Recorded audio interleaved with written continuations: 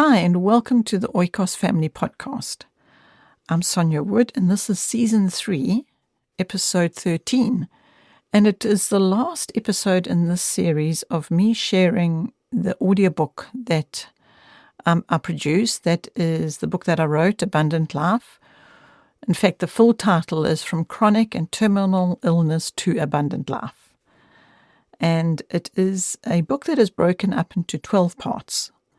And this is the last part, and this last part is all about pain management and how we got through that. So I speak about that in this section, in this part of the Abundant Life book, audiobook. But just before I leave you to listen to it, hopefully you can, I would just like to say right at the top that family and friends were my best pain relievers. So people ask, what did you do about pain management? And I tell them, well, I had family and friends that supported me. And it was just massive to me. That was huge, huge support. And anyway, I talk about that in this section of this podcast series. And at the end of this particular section, I also share with you some of the depths of my pain from my bed of pain. And I do write about that there, some realities. But it is this whole part of this book is all focused on pain. So it might help you, or if you know somebody who's going through a pain valley, this might be of support to them. This is now the last part of the Abundant Life shared with you through this podcast series. So if you are wanting to have the whole book of Abundant Life audiobook, you can get that wherever audiobooks are distributed. If you would like to get it, download it, listen to the whole book without these little podcast intros, then you can do that. But I do hope that you have found this series to be supportive, this podcast series. It is the end of this particular series, Season 3, Episode 13. We will start a new season with some new things for the podcast coming in the future. But for now, let me leave you with this last section of the Abundant Life audiobook, all about pain management. Bye for now. Part 12, Pain Management.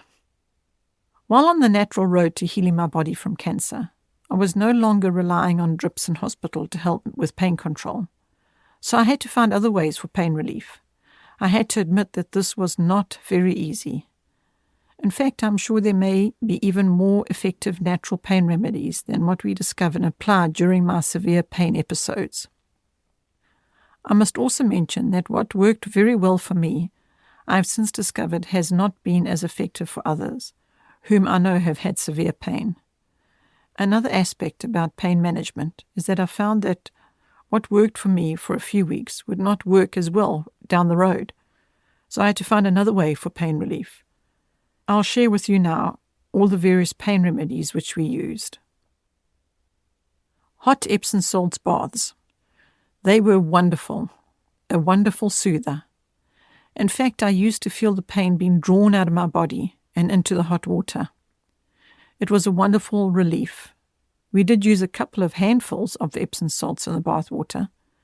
I also took a 1/2 to 1 teaspoon of Epsom salts in a little hot water to dissolve it. I would add freshly squeezed orange juice to disguise the flavor of the Epsom salts. Of course, I could not take the Epsom salts internally too frequently, otherwise it would have been too aggressive on my body. The effect of the Epsom salts is that it opens the cells and helps them to fight the pain. I say I mixed the Epsom salts with orange juice or lemon juice, yet during my fight with cancer, it was my family who mixed up all my therapies for me. This is yet another reason why support is so essential. I know without a shadow of a doubt that I could never have managed to get up and down to prepare the next dose that I needed. Also, the pain is so overriding that you cannot think clearly or remember when the next dose is required. I would go so far as to say that my family and friends who helped were amongst my most effective pain relievers. Missy would sit and describe beautiful pictures to me of waterfalls and rivers, flowers and birds, when she saw that my pain was beyond my coping. When I was through the worst of a particular bout of pain, I would tell Missy how helpful she had been by sharing those sweet, kind pictures with me. I asked her how she knew how much they helped me, and I asked her how she knew to share like that while I was in such pain. She would reply, "You did that all the time for me, Mom," when I could not get my needles in, and so I learned to do it for myself. I would just imagine the best, most wonderful things my mind could think of when my pain was too much to face. Then that beautiful picture would help me through. Remember when you would read Psalms to me? Well, I used to picture the Psalms as you read it, and that always made my pain go away. Castor oil packs on the tumors help soothe the pain, sometimes. At other times, the pain seemed too severe to be soothed by anything, and that is when Greg would carry me to yet another hot Epsom salts bath, and it was always a great relief to the pain. When the pain was very severe, I would feel shooting pains going into the soles of my feet. So family members took it in shifts to sit and rub my feet, which also brought great relief. I found hot packs, which were wheat bags heated in the microwave, and also small electric blankets, were a tremendous comfort, and they definitely helped reduce the pain. For months I had constant pain in my hips, back, and thighs. I do not know how I would ever manage without the hot packs during that time. A friend later told me that the heat almost numbs the nerve endings, which is why it was so effective. However, this was by no means enough. When the pain reached levels of such severity, the hot packs, Epsom salt baths, rubbing feet, just did not even take the smallest edge off the pain.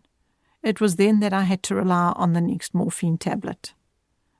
As much as I tried to avoid this, there came a time when my body simply could not go on in such pain, and it needed some relief, so that it had a chance to rest from the pain and to heal.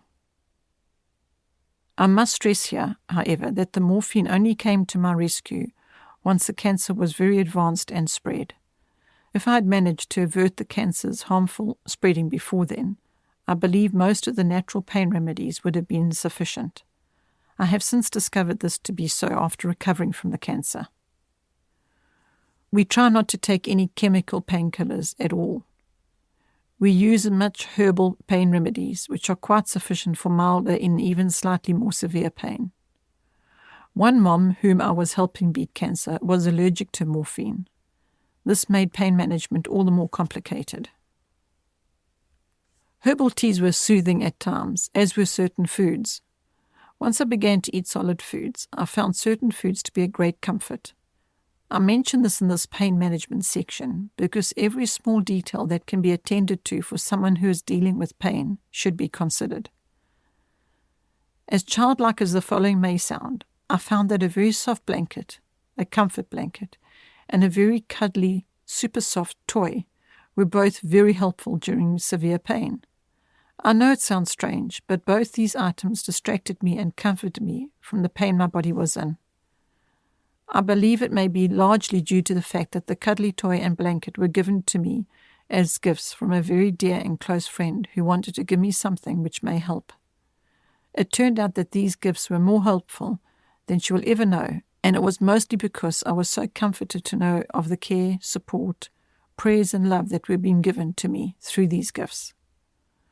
My son James, who loves his teddy bears, kept on coming to my room, most specifically when I was at my worst, and would tuck one of his most favorite teddy bears in with me. You can surely imagine how this blessed me.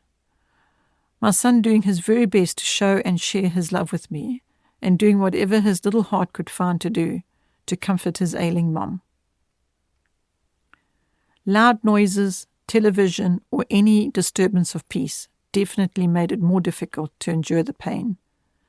I sometimes enjoyed some gentle instrumental worship music playing quietly.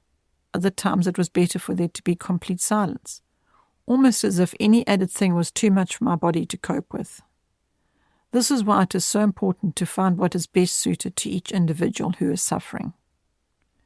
When I began to have some days of relief from the pain, I quite enjoyed company and would even watch a sweet movie with the family, but I know I could not bear any of this when I was at my worst.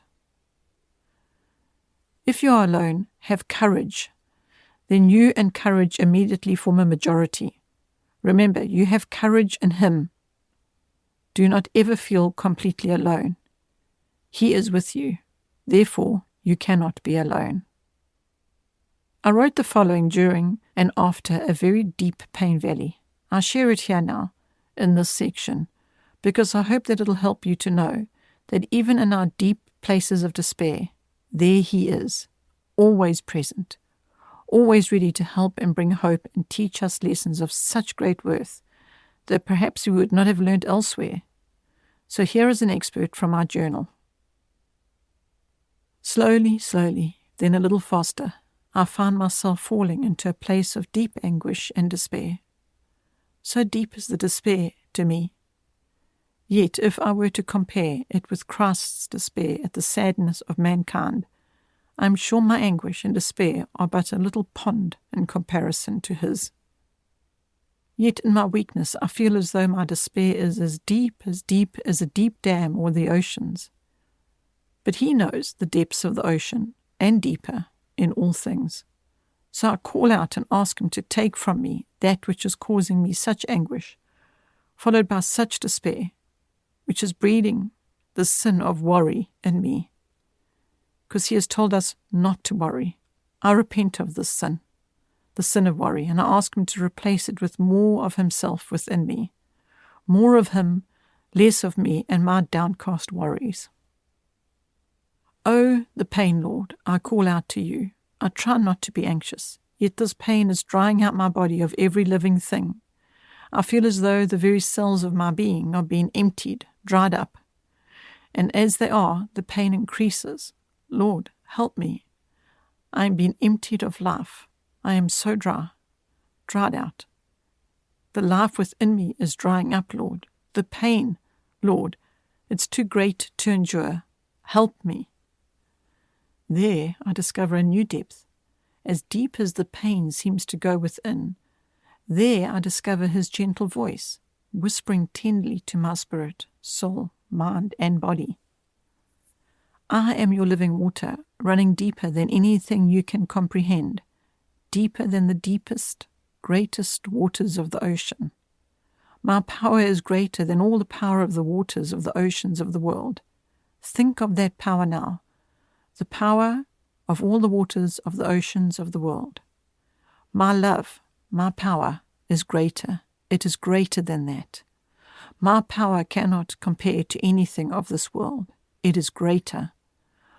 My healing living waters bring with them power to heal you, power to wash away your pain, power to dry up your anguish and your despair, so that you may know me, my life-giving Spirit. Then I knew it was only in death to my worry that I could experience more of His life-giving Spirit within me. Yes, I must die. Death must come, death to worry, and life in Him. So then I prayed, Oh, from my weakness I ask you, Lord, to deliver me. Weakness of my flesh, weakness of my mind, weakness of my heart, weakness of faith, trust, and hope in you. As He delivers me from this, I see more of Him now. I become increasingly aware of His power of love, which is so strong for me right now that I cannot contain it. So though my body yet lies in this bed of pain, you, O Lord, have raised me up. You are preparing me for flight, to heights I have as yet not known. Thank you, Lord, for allowing me to go to the depths, so that I may know a little more of you and your power of love and life. It is my great hope and desire that the sharing in this book has helped you if you are a sufferer of cancer, or if you are simply wanting to embark on a journey to abundant life. I have not included a book list for further reading, as some have requested, because I found the best books for further study on the subject of healthy living were those books which came across my path, or that which was just right for us at the time. Your health shops usually have a selection of books as well as your local bookstores. Keep browsing and purchasing what stands out for you. You will discover a plethora of information in healing cancer and healthier living on the many websites out there on these topics. Be careful. We know people who have rushed after whatever they read to find that much energy and often huge expenses wasted in running after things, Remember, wait on Him. Pray and allow His leading to direct you and give you peace.